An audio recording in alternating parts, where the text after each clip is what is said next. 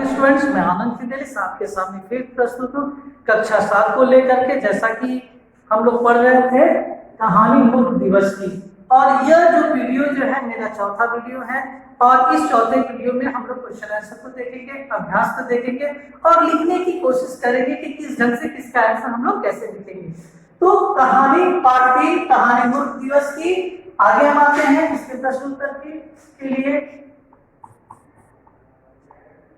Okay, सबसे पहले हम आते हैं जवानी बताओ प्रश्न। जवानी बताओ प्रश्न है, यानी खुद से बोलना है, लेकिन बच्चों ध्यान में रखेंगे इस प्रश्न को आप CW कॉपी में लिखोगे, क्लास वर्क कॉपी में, और काफी अच्छे ढंग से। तो अब हम आते हैं इस प्रश्न की ओर, जवानी बताओ। तो पहला जो प्रश्न है, क्या आपने किसी को अप्रैल फूल बनाया है?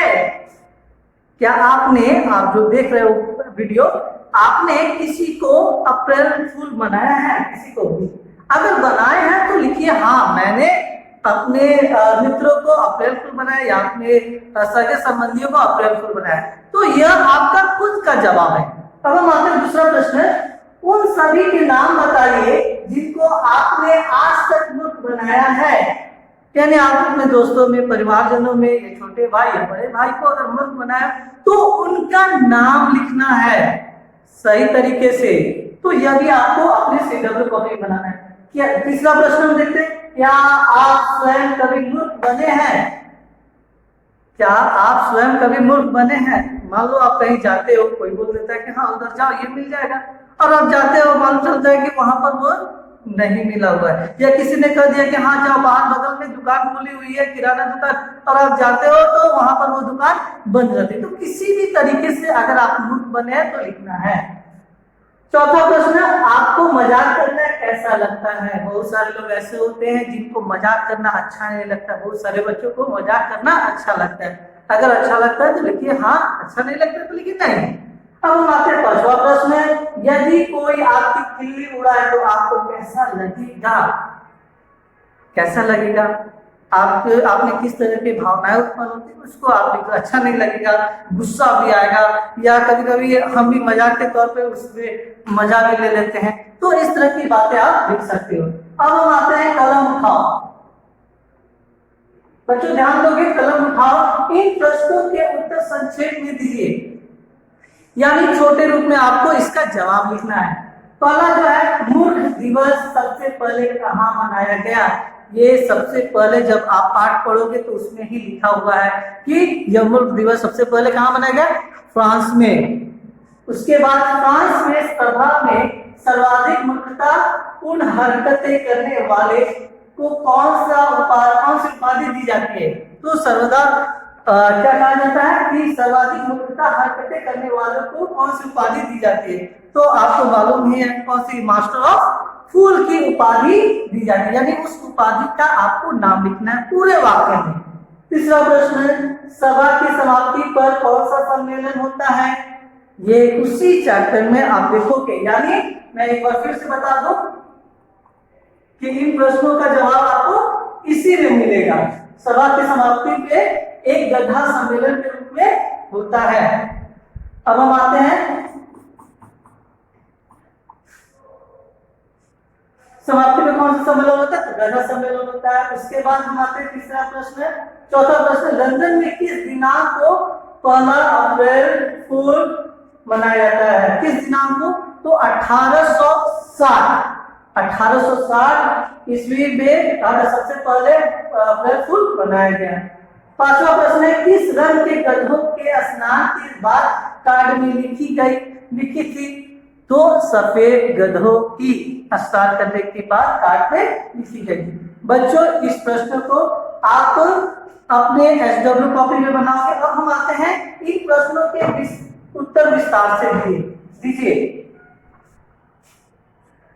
आप देखेंगे पहला प्रश्न है, और इस प्रश्न को आप ध्यान में दोगे कि कहां पर यह प्रश्न लिखा गया है। अप्रैल फूल सर्वप्रथम कहां एवं कैसे मनाया जाता है? तो सबसे पहले पैराग्राफ में हम देखेंगे, इस प्रश्न को भी मैं बता रहा हूं कि कहां पे इसका जवाब आपको होगा। तो मूर्ख पहला जो प्रश्न था, अप्रैल फूल सर्वप्रथम कहां एवं कैसे मनाया जाता है? तो यह सबसे पहले फ्रांस में मनाया जाता है, और इसी पैराग्राफ के अंतर्गत आपका जवाब छिपा हुआ है। दूसरा प्रश्न जो है, यूनान में इसकी शुरुआत कैसे हुई? तो यूनान के लोगों की देन, यानी इसी पैराग्राफ में इसके आंसर को आप देख सकते हैं अच्छे ढंग से।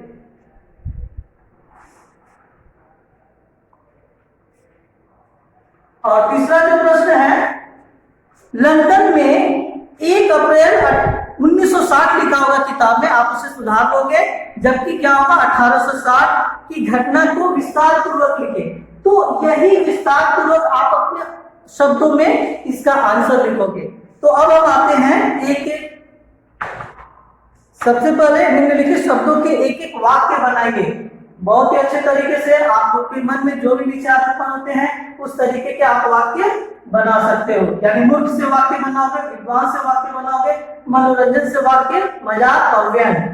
अब हम आते हैं शब्द ज्ञान। शब्द ज्ञान हम जानेंगे, क्रिया के मुख्यतः 2 भेद होते हैं। क्रिया के बारे में आप व्याकरण में भी पढ़ोगे, तो अभी हम देखेंगे क्रिया के मुख्यतः 2 भेद कौन कौन है।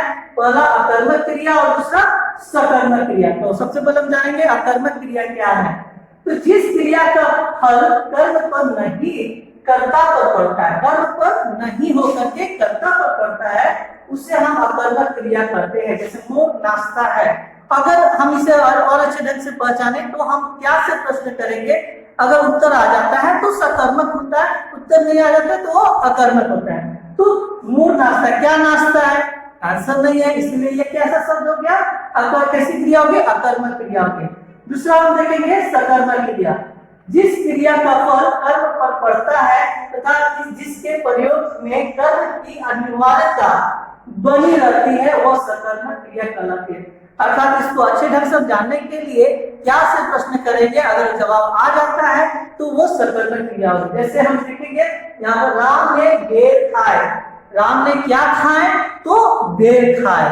तो इस पर हमारा कर्म जो है पूर्ण रूप से मालूम चलता है, इसीलिए यह सकर्मक क्रिया है। उसी तरह आप 3 अकर्मक क्रिया लिखोगे और 3 सकर्मक क्रिया लिखोगे। अब हम आते हैं बच्चों निम्नलिखित विलोम शब्द, समान, असमान, देवता, दानव, अधिक, कम, चतुर, चतुर्भुज, जाना, आना, पेड़, गिरना। और उसके बाद निम्नलिखित में से 3 प्रवाची शब्द लिखोगे जो आपके व्याकरण किताब में भी दिए गए हैं, तो आप इसे बना लोगे। रचनात्मक उड़ान, नीचे लिखिए कि किस प्रकार आप अपने मित्र को अप्रिय बना सकते हो, कोई अच्छे तरीके से, है ना, किसी भी माध्यम से, लेकिन सहज तरीके, जिससे उसे गुस्सा न आए, क्रोध में वो न आए। उसके बाद देखेंगे मूर्ख दिवस की तरह हमारे देश में मनाए जाने वाले किसी पर्व या अवसर के बारे में जानकारी कीजिए, एकत्र कीजिए तथा उनका वर्णन अपने कॉपी में लिखिए। यानी कहीं से भी आप गूगल सर्च करके आप लिखिए। और अंत में मैं यही कहना चाहूंगा कि इस चैनल को सब्सक्राइब कीजिए और अपने दोस्तों के साथ शेयर कीजिए। और बच्चों ध्यान में रखेंगे कि जुलाई मंथ में आपका एग्जाम होने वाला है, उसके लिए भी आप तैयार रहिए। तब तक के लिए धन्यवाद।